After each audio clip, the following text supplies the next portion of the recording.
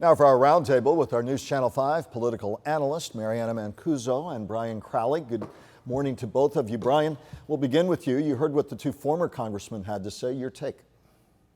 Well, it's always a great benefit to hear from former members of the House, and they tend to be able to speak out more when they're not running for office again. And I agreed with a lot of what they were saying. We continue to be in strange and in some ways perilous times in our political system, and we need voices like theirs to help us move forward. Mariana, a lot of hand-wringing necessarily going on in all quarters, but how do we get beyond the necessary hand-wringing and concern and move past this if we do? They were not terribly optimistic at the moment. Well, to former Representative Rooney's point, we need people who are tired of being outraged and have somebody that's offering them a hope, a direction. We need leadership, and we need somebody to step up and say, look, this is unacceptable. This is how we move forward, and to take the reins and to start acting and to put those kind words into action versus allowing this vitriolic rhetoric just kind of dominate the narrative and add fuel to the fire.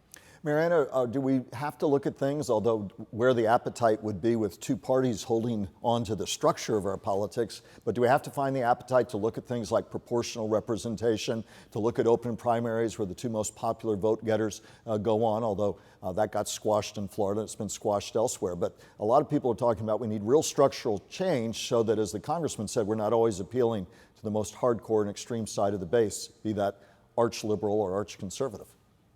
Yes, I think that it is time to take a real good hard look at our electoral system and think about electoral reform such as ranked choice voting. Look at how candidates are being chosen and make sure that we're appealing to a wide array of people and not just the far right or the far left when it comes to partisan politics. The savvy political pro that you are, Brian, being out on the trail for so many years, how likely is any of that to happen given current party structure and given the natural tendency to hold on to the power you have? Well, I think that going to an open primary may be the best way to do it. The system that was introduced to the state constitution to voters before wasn't quite an open primary system. It was a little more complicated than that. But I think an open primary system, we may need to bring back the runoff. Some of the best leaders we got in this state were from the runoff system. And but I'm also going to flip it around. We complain about the people that are in office who are extremists on both sides, but they don't appoint themselves to office. It's time for voters to think about the kind of people they want to send to Tallahassee, they want to send to Washington, and frankly, who they want to send to their county commissions and their city councils. Do you want people that are just going to be hardcore, no compromise, which often means get nothing done? Or do you want people who want to, act like a family and talk and compromise about things they disagree about and get things done? What we have today is what the voters picked. Both for local leaders and state leaders, as we pivot a bit, COVID-19 and the ongoing response will be so crucial as we look at elections, and we're already looking to 2022 and the gubernatorial race, Senate races as well. Interesting article from NBC that Governor Ron DeSantis, he made his appeal. He went to Miami where shots were being given to members of Brigade 2506 who fought in the Bay of Pigs invasion, took his chance to speak out against communism. So blending people getting shots with the politics of 2022. As you look at the grades he'll be getting on this and what was also called by one article by our colleagues at NBC, the botched rollout by the Trump administration and the effort by governors to kind of get things moving in a more cohesive way. Where is he graded right now? And talk about how pivotal it will be as voters now and on into next year will look at that when they vote, Brian. Well, the Bay of Pigs was interesting. I mean, most of those people are in their 80s. They're eligible for the shots anyway.